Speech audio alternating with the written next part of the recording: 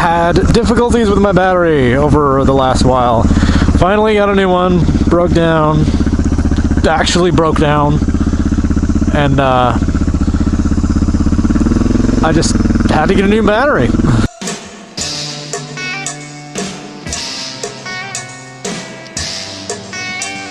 So I finally got it. It's in. Started it up a few days ago. Pretty much right before Christmas. And then after that, today was the first day I've actually ridden the DR with the new battery. God, I miss having a good battery. I didn't know I had a bad battery for so long. I just thought my bike cranks slow naturally. Been like that for a while, so now I'm like, here we go, kind of thing.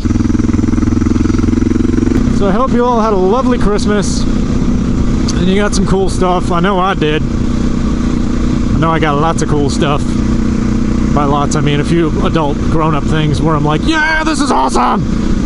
Being an adult means you get less for Christmas and your stuff gets more expensive. Like, you spend way more. So I saw Rogue One the Monday after Christmas. I gotta say, it was probably one of the best Star Wars movies I have seen in a long time. I saw The Force Awakens, I saw Episode 1, 2, and 3. I grew up on 4, 5, and 6. I've seen some of the Clone Wars. I really, really like what's going on in this movie. And this parallels A New Hope pretty freaking close. There is name dropping like crazy. There's Easter eggs like crazy.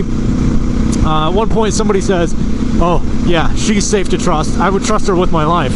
This guy's talking about Princess Leia. They're talking about the Death Star plans and how they're going to smuggle them out of where they are. That same guy says, oh yeah, I have a Jedi friend. He's talking about Obi-Wan Kenobi. Yeah. I love the pickup on this thing. In this movie, plug the biggest plot hole of Star Wars A New Hope. And everybody has this whole, why would you build the Death Star with this one flaw in it? Why wouldn't you put like a, 5x5 piece of plywood over it to stop everybody from shooting this exhaust port? It goes into detail on that and completely it makes you go, well, that makes complete and utter sense, and I understand why that happened, and that is completely forgivable. As far as everything's concerned, it was nice because it didn't feel like a new Star Wars movie. Like, the J.J. Abrams movie was not bad, but it felt newer. It felt like a little more clean and polished, and this was like more rustic and a little more gritty and crappy. Like, it was built in the 70s, which was awesome.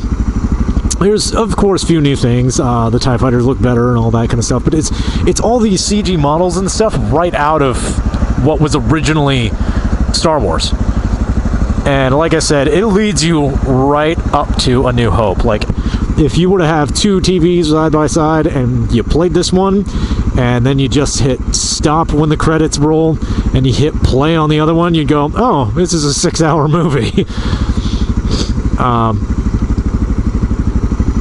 So I really, really love that. They nailed that essence down, and this was...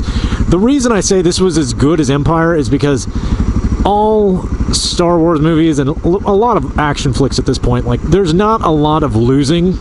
There's not a lot of tragedy. There's not a lot of realism. It's always like A New Hope, for instance.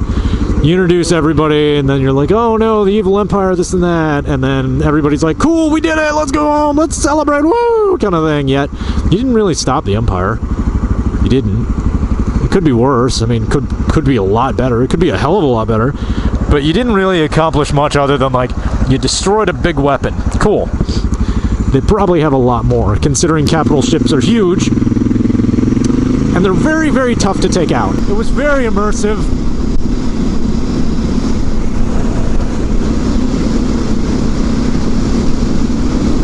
The weaponry, there was new things that you didn't get to see, but it seemed like it was very close to what you would see there. And it seems very close to the technology that they had.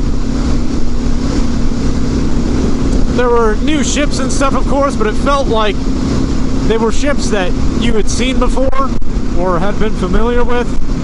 There was nothing like, oh, by the way, they have this crazy new TIE fighter that we're not going to use in the Battle of the Death Star. There are a few things like shadow troops and shock troops that you haven't seen yet, but they're very limited. Overall, I would give it a solid 9 out of 10, if not a 10 out of 10. Just because of the fact that it met all my expectations and more, which was so cool.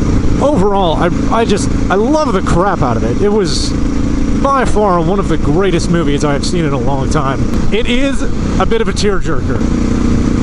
So, in 2 days, it's going to be the new year.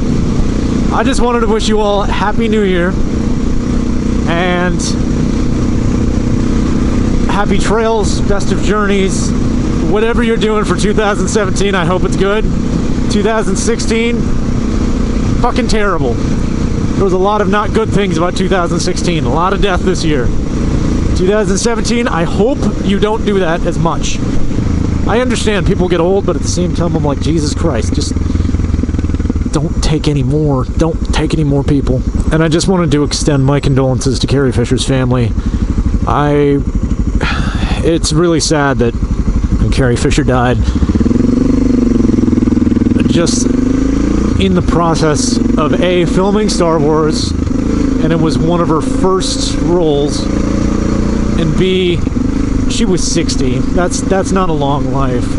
She was older, but she wasn't of an age that's appropriate to go. I really hope her family the best, and I really wish that she didn't have to go so soon. A heart attack is not a good way to go. But wherever you are, I hope you're in a better place. Goodbye, everyone.